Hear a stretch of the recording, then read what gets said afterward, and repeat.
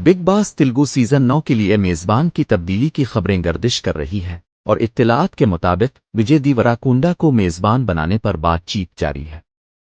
گزشتہ سیزنز کی میزبانی کرنے والے ناگرجنا کی جگہ نوجوان اداکار وجے دیوراکونڈا کو لانے سے شو میں نیا جوش آنے کی امید ہے۔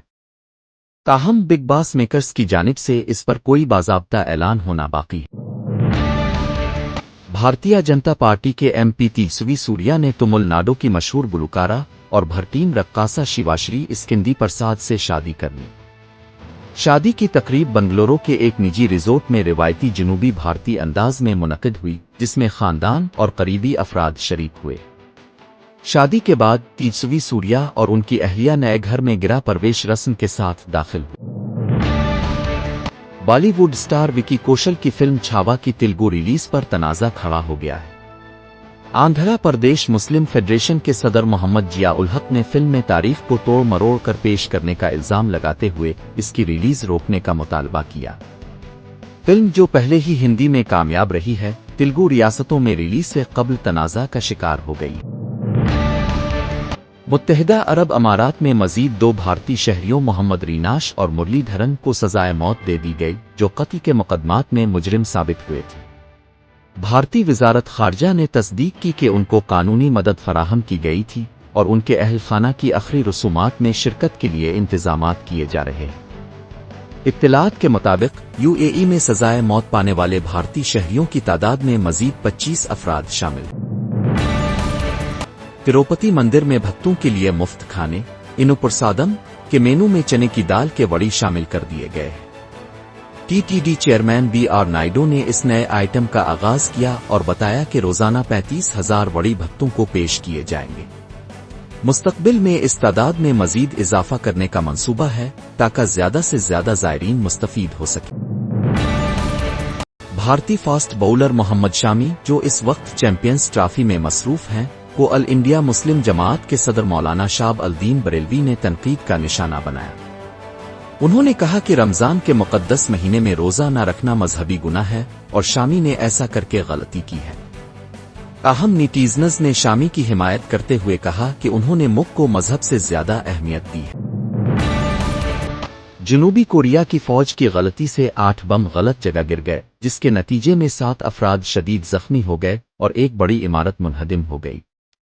ایئر فورس حکام کے مطابق کہ F-16 طیارے سے غلطی سے MK-82 بم گرنے کے باعث یہ حادثہ پیش آیا۔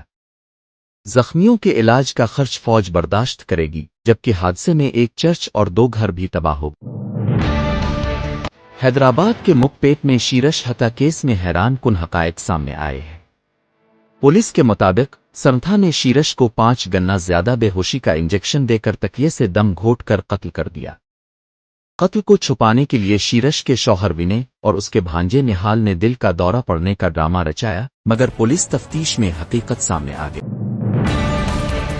چیمپئنز ٹرافی میں بھارت فائنل میں پہنچ گیا ہے اور 9 مارچ کو نیوزی لینڈ کے خلاف دبئی میں ٹرافی کے لیے میدان میں اترے گا۔ اطلاعات کے مطابق یہ ٹورنامنٹ 2 سینئر کھلاڑیوں محمد شامی اور رویندر جڈیجا کے لیے آخری ICC ایونٹ ہو سکتا ہے۔